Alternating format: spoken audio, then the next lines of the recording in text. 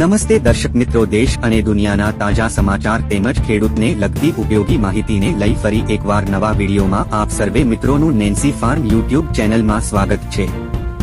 આજના મુખ્ય સમાચારો જોઈએ તો શિવરાત્રીના મેળાનો પ્રારંભ, આ તારીખે ચૂંટણી યોજાશે, ભારે વરસાદની આગાહી, ખેડૂતોને સબસિડી મળશે, મુખ્યમંત્રી દ્વારા વિકાસ કાર્યોની ભેટ અને ખેડૂતો માટે સારા સમાચાર।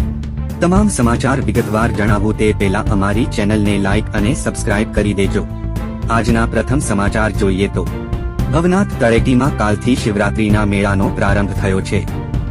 તંત્રએ મેળાની તમામ તૈયારી કરી લેવાઈ છે।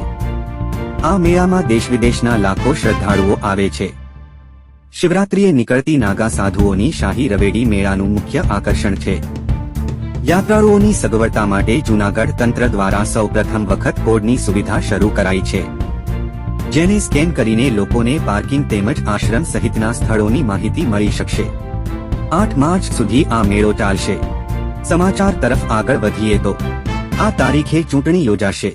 14 કે 15 માર્ચે લોકસભા ચૂંટણીની જાહેરાત થઈ શકે છે। પીએમ મોદી 13 માર્ચ સુધી વિવિધ રાજ્યોના પ્રવાસે છે। અહીં તેઓ અનેક યોજનાઓનું ઉદ્ઘાટન અને શિલાન્યાસ કરશે। આ પછી ચૂંટણીની તારીખો જાહેર થશે તેવું અનુમાન લગાવવામાં આવી રહ્યું છે, કારણ કે ચૂંટણીની જાહેરાત થતાની સાથે જ આચારસંહિતા લાગુ થઈ જશે। આચારસંહિતા લાગુ થયા બાદ કોઈ પણ પ્રકારના વિકાસ કાર્યનું ઉદ્ઘાટન થઈ શકશે નહીં। સમાચાર તરફ આગળ વધીએ તો ભારે વરસાદની આગાહી, હવામાન નિષ્ણાત અંબાલાલ પટેલે નવી આગાહી કરી છે। તે મુજબ ગુજરાતમાં 10 થી 12 માર્ચે માવઠું પડી શકે છે, સાથે 18 થી 20 માર્ચ દરમિયાન રાજ્યમાં વાવાઝોડું આવી શકે છે। 18 થી 20 માર્ચના સમયમાં વાદળછાયું વાતાવરણ રહેશે। રાજ્યના કેટલાક ભાગોમાં વરસાદી છાંટા પડી શકે છે। આ દરમિયાન ઠંડા પવનો ફૂંકાવાની સંભાવના છે।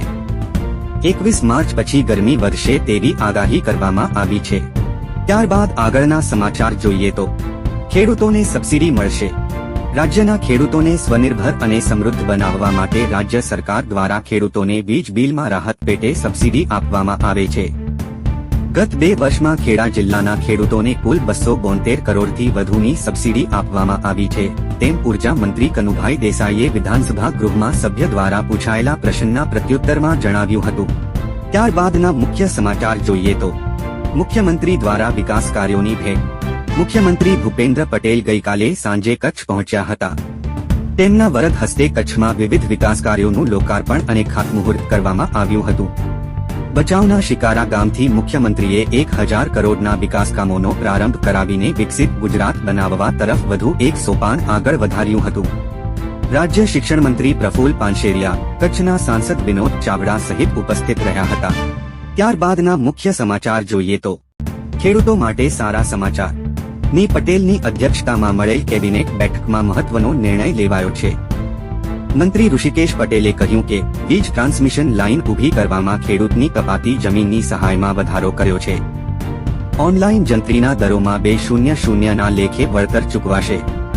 રાજ્ય સરકાર દ્વારા જંત્રીમાં જો કોઈ સુધારો નહીં થાય તો વાર્ષિક 10% લેખે વધારો, ચક્રવૃદ્ધિ પણ ધ્યાને લેવાશે। તો આ હતા આજના મુખ્ય સમાચાર। મળીશું નવા વિડીયોમાં નવી અપડેટ સાથે। ત્યાં સુધી અમારી ચેનલને લાઇક અને સબસ્ક્રાઇબ કરી દેજો।